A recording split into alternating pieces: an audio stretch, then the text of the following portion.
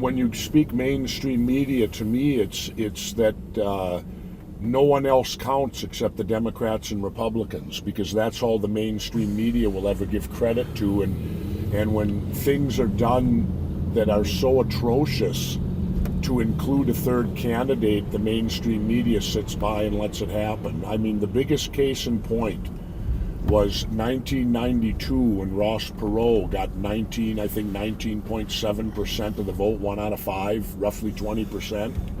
My old physics teacher would tell me to round up, as you always do in physics, so he got 20%. Well, what happened then, and the mainstream media never even covered it. They didn't even expose what went on in our country.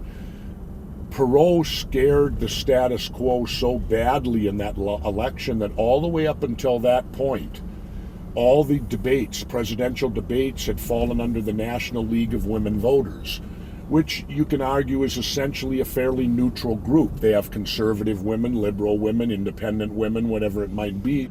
They were in charge. Yeah. Well, what happened then, because Perot scared them so bad in 92, our illustrious Congress, who I might add is made up of pretty well all Democrats and Republicans, and the status quo, well, they took the debates away from the National League of Women. They formed another federal bureaucracy now called the National Debate Committee, and ironically, that committee is appointed and it's headed by the former heads of the Democratic and Republican parties. So now all debates are channeled through this National Debate Committee, and they can make up the rules as they go. Now they determine who gets to debate and who doesn't. They make that decision. This body of people that is not elected. It's corporate. They're appointed. You can't remove them if you disagree with them. To me, every presidential debate should have at least 4 to 5 people up there. Well, that's obvious. I mean, how can we ever have real choice if they only keep it to the two parties? Well, but see, that's it. Just Ralph Nader called it the two-party dictatorship. Even though national poll after national poll from 2000 wanted me on the debates, Buchanan on the debates, they want more people on the stage than, 2 major candidates that are basically spouting the same old slogans that they spouted in weeks before on the campaign trail. They're not really debates, they're parallel interviews.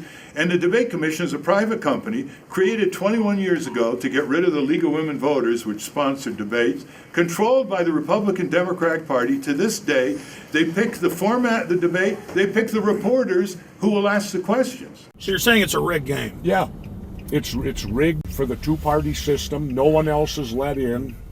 And the sad part is we, the people, stand by. It's our fault. It's our fault because we stand by and sit on our hands and allow it to happen. Let many voices be heard. Let the First Amendment be used by all Americans. Open up the debate process. Why are we limiting presidential debates? We don't limit weather reports. We don't limit entertainment. America has broken its own rules, has broken its own laws. It's time for the citizenry of the United States to actually follow its own laws. If we stay steadfast to the Constitution, at least, we won't be hit so hard with that global agenda. Violence in society is not caused by the people. It's caused by the neglect of leadership. And the police are the #1 cause of violence in society. They make the people jittery. They make the people insecure. Plus, if you look up what a police officer is in the Black's Law Dictionary, the only thing the police are supposed to be doing is keeping the peace. And they do not. So whose fault is it when you have violence in society if you're paying taxes to have peace in society and moral justice?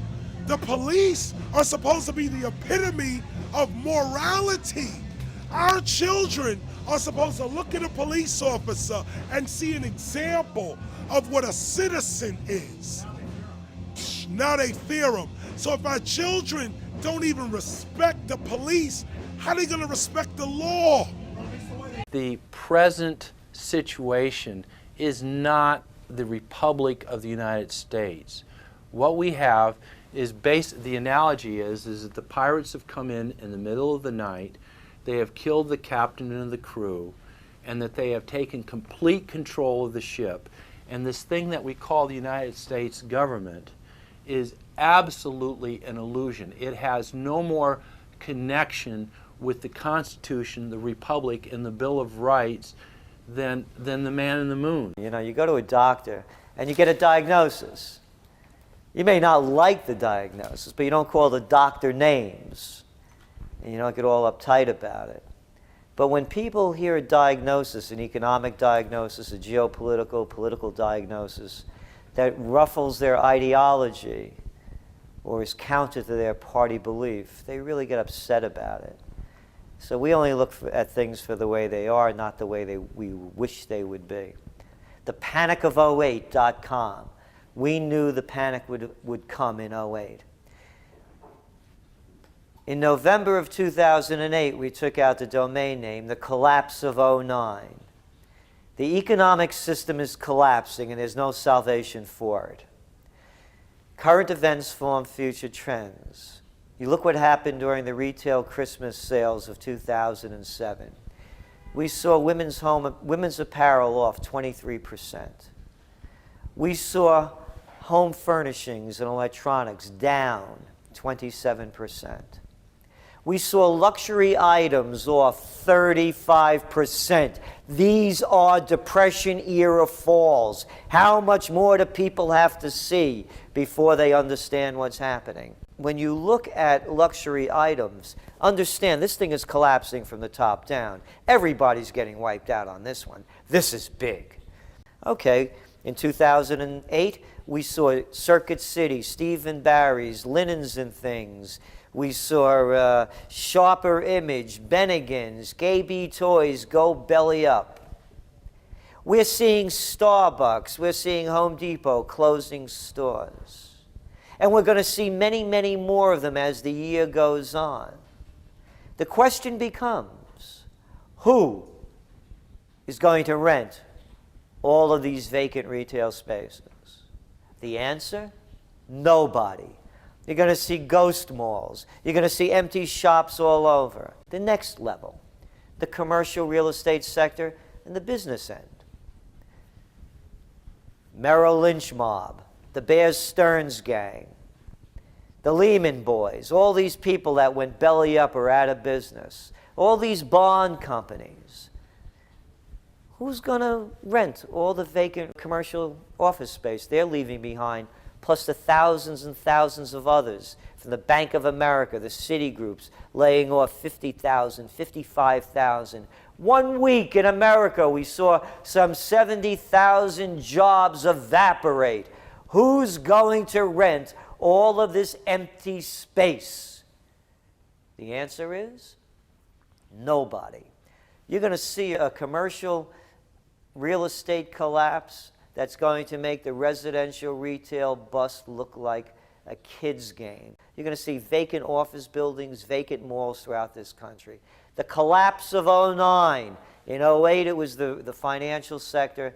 In 09, the commercial real estate sector, and everything else collapses with it. There is no saving the sinking ship. There's too many torpedoes that have been taken. Zbigniew Brzezinski is a petty Polish aristocrat. He represents a social class called the Szlachta, the lower aristocrats. In German, it's Milchadel, milk nobility, the lowest. And he was trapped in Canada by the Hitler-Stalin Pact. His father was a diplomat serving the government of Pilsudski and this guy Smidley Ridge, right-wing authoritarian Polish governments in the 1930s. He then went to McGill University. He would have gone to Britain. I think he wanted to go to Britain, but he couldn't do it because of various technical considerations. So he then got into Harvard and eventually became the head of the Soviet Affairs Institute at Columbia. I believe that is where he picked up Barack Hussein Obama, Barry Soetoro, between 1981 and 1983, when both Brzezinski and Barry Soetoro were on the same campus, probably in the same department. Look at Obama's graduating thesis, Soviet military disarmament. That's nuclear disarmament. That's absolutely critical because it's a topic that has Brzezinski written all over it. So Brzezinski was, of course, the head of the National Security Council under Jimmy Carter. He is the guy who successfully played the Afghan Mujahideen against the Soviet Union. He has boasted that he lured the Soviets into invading Afghanistan by sending in U.S. Special Forces teams in the summer of 1979, 6 months before the Soviets invaded the country. He's also the guy who played Saddam Hussein Iraq against Khomeini's Iran for the purpose of destroying both countries, but of propping up both dictatorships at the same time. In other words, the Khomeini regime by 1980 was showing signs of collapse. So Brzezinski said, all we need is a foreign threat. So let's play Iraq against Iran and we'll keep both of them going. He was also a supporter of the Pol Pot genocidalist regime, and he's generally known for the traditional imperialist method of using one country as a tool against another so that you don't have to get involved and you don't have to face military defeat and all the expense. The ruling passion of his life is a hatred of Russia. He is a Russophobe. He is a ferocious enemy of everything Russian. There's a Brzezinski plan. The Russians will tell you, and I think it does exist. He doesn't publish it, but this is behind the scenes. He would like to divide European Russia into 4 or 5 different countries. He'd like to go back to a situation like you had during the Russian Civil War of 1919-1920, where you had the Bolsheviks in the middle maybe, but a whole bunch of other countries that had broken off, the North, the South, and so forth. So every Russian knows that Brzezinski means furious hatred, fanatical hatred of Russia. So that's what we have to expect under Obama. We're going to move towards some kind of apocalyptic endgame against Moscow and Beijing, with Brzezinski calling the shots through somebody like the most important official of the new regime is already clearly Robert Gates from the Pentagon. He's going to run intelligence, run the Pentagon. He's a clone of Brzezinski and has boasted about it. That's stroking the masters, or getting the head stroked by the master. Yeah. You know, like lap dogs. Yeah. Like, you know, it's you know, you did a good day's work and the master strokes him and send him on back to the damn doghouse. Yeah. I think in most cases, people like P. Diddy and Jay-Z and a lot of these cats, I don't even think they have any political awareness anywhere. If it doesn't benefit them financially, they're not really politically astute to the point where they can be very honest and open and candid with us as black men, you know, and black women, to say, okay, tell us what you really think. The camera is not on now. You're not in the studio. You're not on stage. Tell us what you really think. And if what you really think doesn't go hand in hand with what you're telling the people that love, honor, and respect you and buy and support you, then what's really your agenda? You understand what I'm saying? Jay-Z already knows the handshakes. He's already taken the oath. They already let P. Diddy in. You don't get to the $20 million club without getting these people's stamp of approval. Do you understand what I'm saying? But Puffy had the vote or die, which is utterly stupid and ridiculous and idiotic. For a Negro like that to be giving us that kind of ultimatum, you either vote or you die. Jay-Z openly supports Barack Obama. 50 Cent openly supports Hillary Clinton. And I think he changed his position. 50 Cent, now since she's out, I think he's now supporting Barack okay, Obama. but that would be a smart move to do that. Yeah. Because now you have to be appear to be politically astute, because you don't want to lose that particular clout. Do you understand what I'm saying? Yeah. And they have to be, so they can be called on by their handlers, by their white handlers. Right. So you have to appear at least. See, Puffy tried to appear neutral. Vote or die, galvanizing all the young energy, that demographic between the 18 and 35 demographic, get them out to vote, get them registered. Come to find out that all those names that when you register at the post office for the or register to vote, all of those names go into a database for the selective service draft. And this they're not telling us. So no one is saying, okay, well, this is the electoral process and this is how it works. To educate us about voting, they just said, no, come register. And at that time, they want us to vote for Bush or Kerry, and both of them are cousins, and both of them belong to Skull and Bones.